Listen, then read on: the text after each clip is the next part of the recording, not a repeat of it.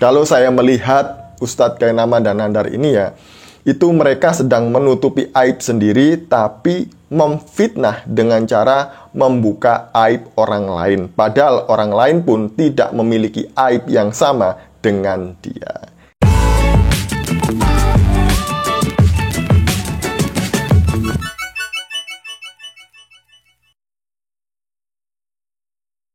Shalom saudaraku, salam dan sejahtera di dalam kasih Kristus. Berjumpa lagi dengan saya. Di Duli kita akan belajar berapologetika bersama-sama di channel ini. Dulu saya pikir Nandar itu pintar ya. Mungkin orang-orang di luar sana juga mengira, oh Nandar ini pintar, termasuk bahasa Ibraninya juga. Nah, setelah 2 kali diskusi dan juga nonton video-videonya, ternyata ya kualitasnya sama aja dengan yang lain. Kemarin saya nonton salah satu video Nandar di channelnya Nandar tentang kolaborasinya dia dengan Ustadz Kainama, membahas mengenai kitab suci orang Kristen yang dibakar oleh Kaisar Diokletianus. Parahnya, Nandar ini percaya dibohongi oleh Ustadz Kainama. Mari kita nonton video lucu berikut ini. Gini, Ustadz tolong nanti tolong ini Kaisar Diokletian membakar kitab suci tahun 331 Masehi. Wih, dibakar, bos. Kitab Injil asli itu dibakar berarti ya? Maka itu ada yang disembunyikan di goa-goa itu, Kumran. Ngerti nggak sih? Oh, alah, begon. Kaisar apa, More? Diocletian. Diocletian. Nah, itu mah cerita-cerita semester 1 lah. Anak-anak baru masuk 3 bulan udah belajar Diocletian. Oh, iya. Dari bukunya Eusebius, judulnya Historia Ecclesia atau The Church History. Itu kan kita baca Historia Ecclesia itu bacaan wajib dari Bapak Gereja Eusebius. Ini saya share gitu juga. Ya. Oh, di-share? Bisa? Bisa. Ini yang ini ya. Alhamdulillah. Diocletian dibakar di depan pasar, kata Eusebius. Itu hampir setinggi gunung, dibakar, gak ada urusan itu. Gak ada urusan dibakar sama dia. Diocletianus ya? Iya. Kaisar Romawi ya? Nanti cari aja lah, pokoknya ada. Tahun 331 Masehi. Dibantai semua, gak ada urusan. Ya gitulah. Gitu ceritanya. Ya itulah jawabanku. Evangelis. Luar biasa murid ya.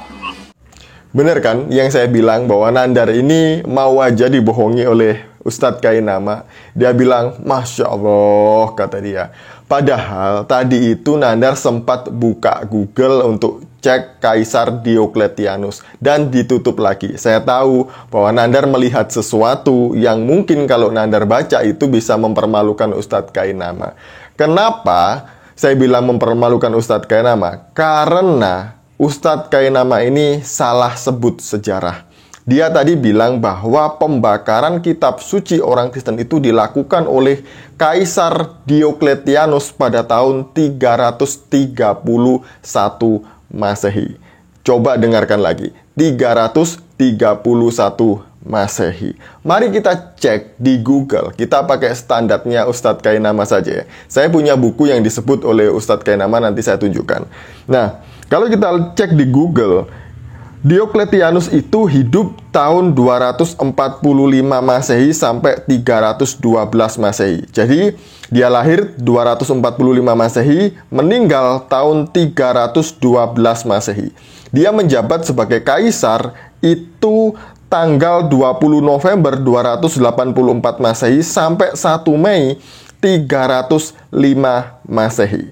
Nah, Ustadz Kainama mengatakan tahun 331 Masehi, Diokletianus ini membakar kitab Injilnya orang Kristen. Padahal tahun 312, Diokletianus ini sudah mati. Masa iya dikatakan tahun 331 dia membakar Injilnya orang Kristen? Pertanyaan saya, ini Diokletianus yang mana yang hidup lagi di tahun 331?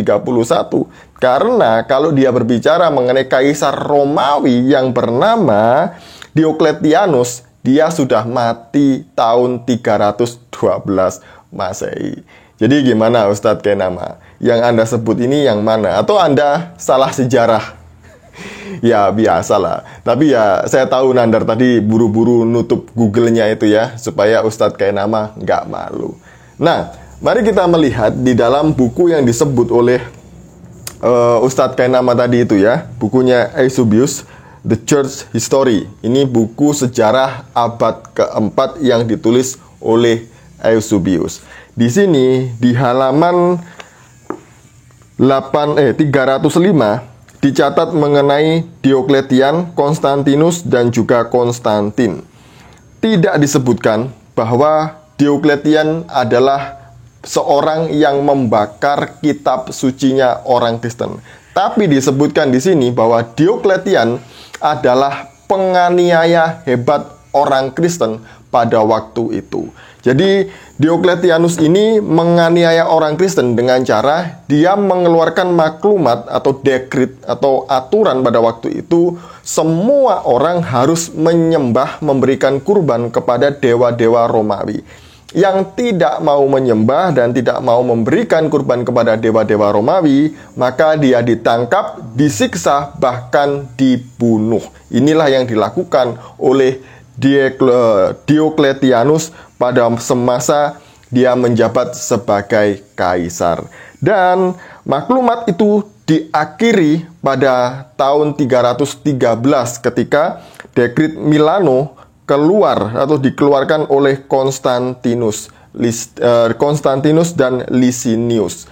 Dan perlu diketahui bahwa ini pun tidak menghentikan penganiayaan kepada orang Kristen.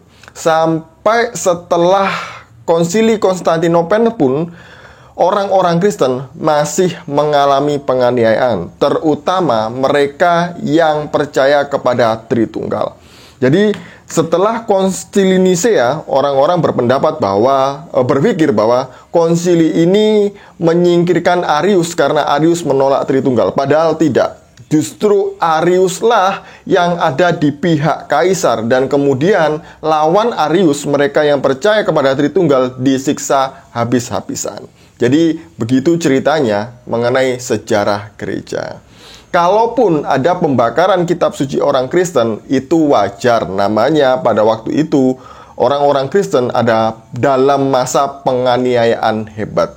Ya, kalau ada pembakaran kitab suci, sekali lagi itu wajar. Dan perlu dicatat dengan garis merah yang besar bahwa jika ada pembakaran kitab suci orang Kristen, yang melakukan bukan orang Kristen, melainkan orang di luar Kristen, yaitu dari pihak Romawi.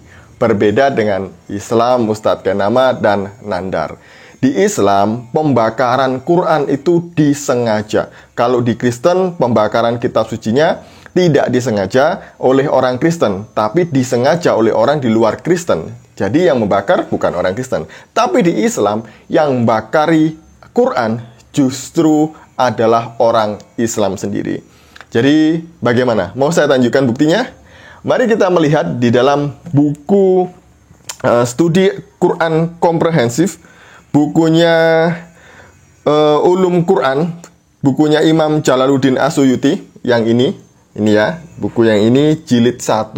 Saya tidak fitnah, tapi Bapak Ibu bisa ngecek sendiri. Saya nanti akan tunjukkan 3 buku, tidak hanya buku ini, semuanya dari sumber Islam.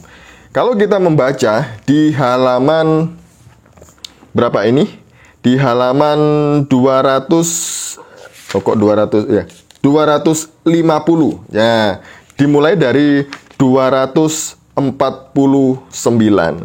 Jadi ceritanya pada waktu itu, ketika pada masa pemerintahan Utsman ini menyuruh utusan yang bernama Husaifah untuk menaklukkan kota Armenia dan Azerbaijan bersama Ahlul Irak. Saya bacakan ya. Mulai dari halaman 249 saja supaya tidak salah paham. Periode penulisan Al-Quran yang ketiga adalah penertiban surat-surat pada masa Utsman bin Affan. Imam Bukhari meriwayatkan dari Anas, sesungguhnya Husaifah ibnul Yaman pernah datang kepada Utsman dan dia adalah orang yang ditugaskan untuk memerangi Ahlus Syam dalam misi penaklukan Armenia dan Azerbaijan bersama Ahlul Irak. Kemudian Hudzaifah dikejutkan dengan perbedaan mereka tentang qiraah, cara membaca Al-Quran. Maka Hudzaifah berkata kepada Utsman, "Selamatkan umat sebelum mereka berselisih seperti perselisihan kaum Yahudi dan Nasrani." Kemudian Utsman mengutus seseorang untuk menemui Hafsah agar Hafsah berkenan mengirimkan mushaf yang ada padanya untuk kemudian ditulis, disalin kembali. Jadi ceritanya ketika Hudzaifah pergi ke Armenia dan Azerbaijan, dia menemui ada perbedaan qiraah yang terjadi di antara umat Islam. Kemudian dia mengadu kepada Utsman supaya menertibkan ini, supaya tidak terjadi perselisihan seperti orang Yahudi dan Nasrani. Dan kemudian Utsman menyuruh untuk meminjam mushafnya Hafsah untuk disalin kembali. Saya lanjutkan ya.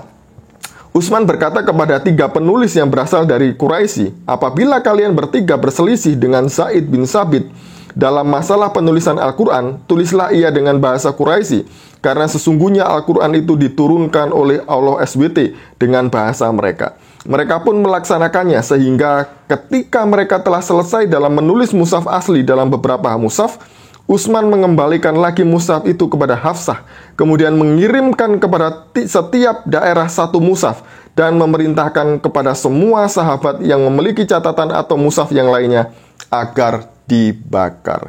Jadi setelah Utsman selesai menyalin semua mushafnya Hafsah, mushaf-mushaf yang lain selain mushafnya Hafsah yang diselesaikan oleh Utsman pada waktu itu dengan 3 penulis Quran tadi itu diperintahkan untuk dibakar. Mushaf siapa itu?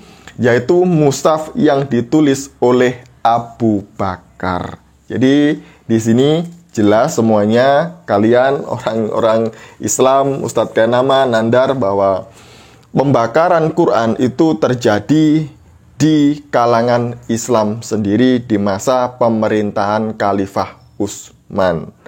Dan ini disengaja disuruh untuk dibakar. Kenapa kok dibakar? Harusnya kan itu menjadi bukti sampai sekarang, di mana salahnya, apa bedanya gitu ya. Nah kalau dibakar, jadi kan mushaf-mushaf sebelum Utsman nggak diketahui. Kemudian ada buku ini juga, Muhammad Hussein Haikal Utsman bin Affan.